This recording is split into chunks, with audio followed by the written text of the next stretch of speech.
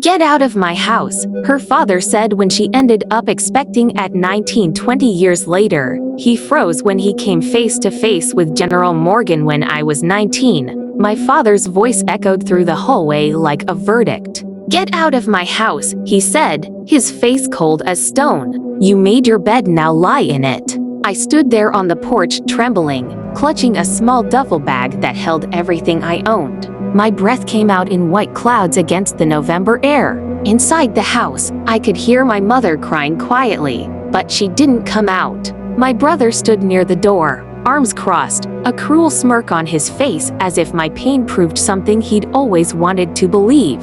The door slammed behind me. Just like that, the world I thought I belonged to disappeared.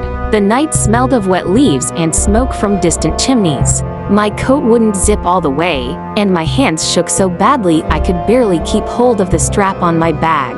I had no place to go, no one to turn to. Just a small life inside me and a promise forming quietly in my chest: I will not crawl back.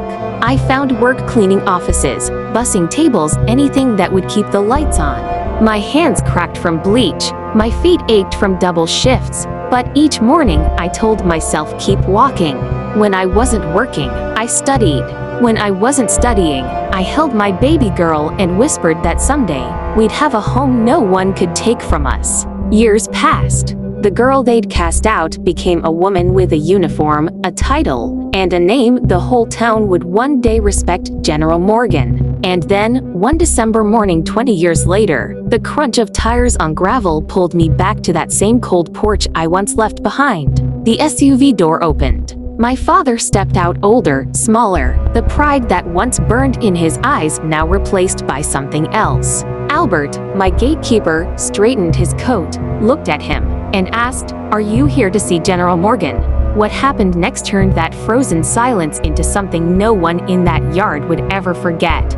Full story in the first comment.